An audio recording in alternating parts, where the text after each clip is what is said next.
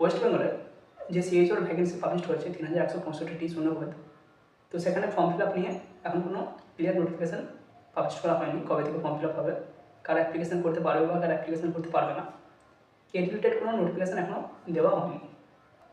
আপাতত আমরা যে নোটিফিকেশানটি দেখতে পেয়েছি সেটা কোনো ওয়েবসাইটেও নেই বা আমরা সরাসরি নোটিফিকেশানটি খুঁজে পাচ্ছি না। নোটিফিকেশানটি যেহেতু সরাসরি সিএমওইচ অফিসকে ফরওয়ার্ড করা হয়েছে, তো এই নোটিফিকেশান আমরা ওয়েবসাইটে চাইলেও খুঁজে পাবো না। যতদিন না ডিস্ট্রিক্টের তরফ থেকে কোনো রিক্রুটমেন্টের নোটিফিকেশান পাবলিশ হচ্ছে ততদিন আমরা কোনো নোটিফিকেশান পাবো না। নোটিফিকেশানে যে রিক্রুটমেন্টের কথা বলা হয়েছে তার ফর্ম ফিল আপ কবে থেকে শুরু হবে, কবে শেষ হবে এবং কীভাবে কারা অ্যাপ্লিকেশান করতে পারবে, এটা একটা কনফিউশন আপাতত আছে। তার থেকেও একটি বড় কনফিউশন রয়েছে, যেহেতু এটা ডিস্ট্রিক্ট ওয়াইজ হবে সেক্ষেত্রে ক্যান্ডিডেট শুধুমাত্র সেই ডিস্ট্রিক্টে অ্যাপ্লিকেশান করতে পারবে না আরও অন্য ডিস্ট্রিক্টে অ্যাপ্লিকেশান করতে পারবে। ধরো যারা হুগলির ক্যান্ডিডেট তাকে শুধুমাত্র হুগলি ডিস্ট্রিক্টে অ্যাপ্লিকেশান করতে পারবে না হাওড়া, মেদিনীপুর, দার্জিলিং, জলপাইগুড়ি, কোচবিহার যে কোনো ডিস্ট্রিক্টে অ্যাপ্লিকেশান করতে পারবে, সেই নিয়ে একটা কনফিউশন থেকে গেছে। কারণ যদি আমরা নোটিফিকেশান একদম প্রথমেই লক্ষ্য করি ওখানে বলাই রয়েছে যাতে লোকাল কোয়ালিফাইড ক্যান্ডিডেট বেশিভাবে অ্যাপ্লিকেশান করতে পারে, সেই জন্য এটা ডিস্ট্রিক্টের মারফত রিক্রুটমেন্ট প্রসেসটি কন্ডাক্ট করা হচ্ছে। এবং এই নোটিফিকেশানের সবথেকে যেটা বড় আপডেট রয়েছে, বিগত বছরগুলিতে state health and family welfare সমিতি তারা পুরো প্রসেসটা কমপ্লিট করতো বা কন্ডাক্ট করতো, পরীক্ষা হোক, সিলেকশন হোক, পুরো প্রসেসটা। কিন্তু এই বছর প্রতিটা ডিস্ট্রিক্ট ওয়াইজ আলাদা আলাদাভাবে ভ্যাকেন্সি পাবলিশ হবে, আলাদা আলাদাভাবে মেরিট লিস্ট তৈরি হবে, আলাদা আলাদাভাবে এক্সাম হবে এবং পুরো সিলেকশন প্রসেসটাই district health and family welfare সমিতির মারফত এটা হয়ে যাবে। তো এখানে সবথেকে বড় প্রশ্ন, টোটাল যে আমরা 3165টি ভ্যাকেন্সি দেখেছি, এই ভ্যাকেন্সির জন্য কোনো একজন ক্যান্ডিডেট অ্যাপ্লিকেশান করবে নাকি তার স্পেসিফিক ডিস্ট্রিক্টের জন্য যে ভ্যাকেন্সি অ্যালটেড রয়েছে সেই ভ্যাকেন্সির জন্য তাকে অ্যাপ্লিকেশান করতে হবে? তাহলে কিন্তু অনেকটাই সমস্যা হবে, কারণ একজন ক্যান্ডিডেট 3165 এই ভ্যাকেন্সির জন্য অ্যাপ্লিকেশান করলে তার যতটা না চান্স থাকবে তার তুলনায় তাকে যদি 100টা, 150টা বা 200টা সিটের জন্য লড়াই করতে হয় সেটা কিন্তু অনেক বড় টাফ হয়ে যাবে। তো এটা নিয়ে আপাতত ক্লিয়ার কোনো নোটিফিকেশান নেই। নোটিফিকেশানে এটাই উল্লেখ রয়েছে যাতে লোকাল কোয়ালিফাইড ক্যান্ডিডেট বেশিভাবে অ্যাপ্লিকেশান করতে পারে সেই দিকে নজর দেওয়া হচ্ছে এবং তাই এটা ডিস্ট্রিক্টের মাধ্যমে পুরো প্রসেসটা কন্ডাক্ট করা হচ্ছে। সেক্ষেত্রে যতদিন না আমাদের নোটিফিকেশান বা আপডেট আমরা পাচ্ছি ততদিন এটা কেউ ক্লিয়ার কোনো কিছু বলতে পারবে না। তো এটা নাও হতে পারে, আবার হতেও পারে, যেহেতু এটা ডিস্ট্রিক্টের মাধ্যমে হচ্ছে।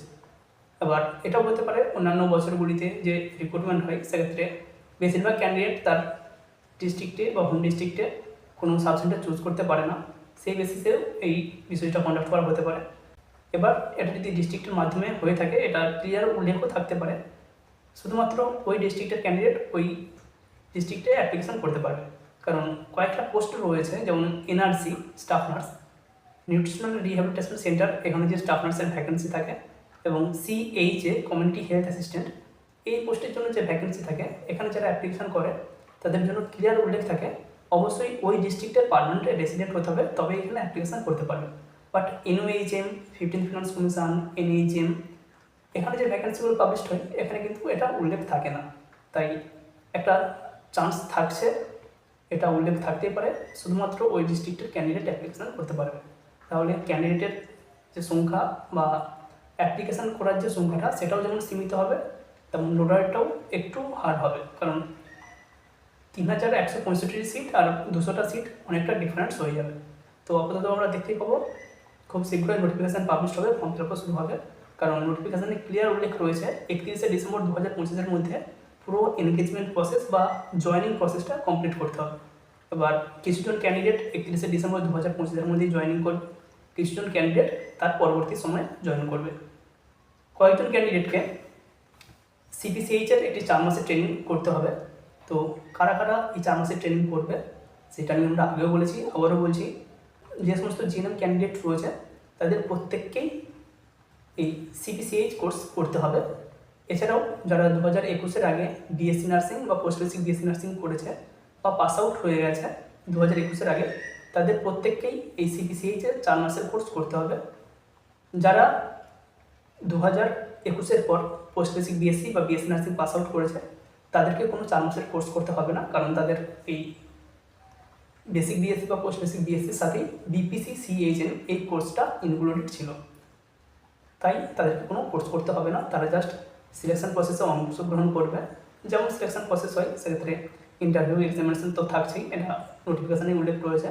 তো তাদের ইন্টারভিউ হবে, এক্সামিনেশান হবে, ডকুমেন্ট ভেরিফিকেশান হবে, তারপর তারা তাদের সেন্টার চুজ করবে অনলাইনে।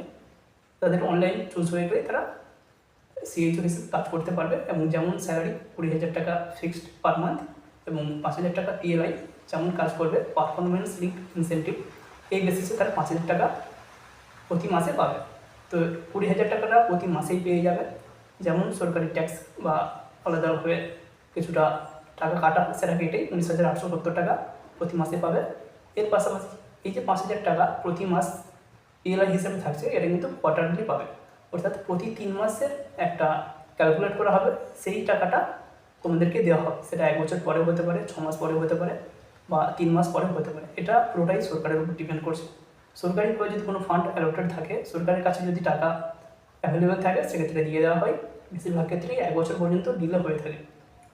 তো সেটা পরের ব্যাপার, কিন্তু যেহেতু তোমার নামে অ্যালোটেড হচ্ছে টাকা পাবেই, আজ না হয় 1 বছর পর হলেও সেই টাকাটা পেয়ে যাবে। তো যারা অ্যাপ্লিকেশান করবে অবশ্যই একটু খেয়াল রাখবে, ডিস্ট্রিক্ট ওয়াইজ নোটিফিকেশান পাবলিশ হবে। আবার বলছি, ডিস্ট্রিক্ট ওয়াইজ ডিস্ট্রিক্টের নোটিফিকেশান পাবলিশ হবে। প্রতিটা ডিস্ট্রিক্টের আলাদা আলাদা ভ্যাকেন্সির নোটিফিকেশান পাবলিশ হবে। যারা ইন্টারেস্টেড রয়েছে প্রত্যেকটা ডিস্ট্রিক্টের নোটিফিকেশান ফলো করবে। www.wbhealth.gov.in এই ওয়েবসাইট ফলো করতে পারো। যারা হাওড়া ডিস্ট্রিক্টে রয়েছে healthyhaura.gov এই ওয়েবসাইট ফলো করতে পারো, কারণ হেলদি হাওড়া ওদের একটি নোটিফিকেশান দেওয়া হয়, ওদের সেপারেটলি নোটিফিকেশান দেওয়া হয় বা সেপারেট যে ওয়েবসাইট রয়েছে সেই ওয়েবসাইটে ফর্ম ফিল আপ করতে বলা হয়। আমরা আপাতত আপডেট দেওয়ার চেষ্টা করব, যদি কোনো আপডেট থাকে এবং কবে কীভাবে অ্যাপ্লিকেশান করতে হবে সেই ডিটেলও আমরা আপডেট দেওয়ার চেষ্টা করব।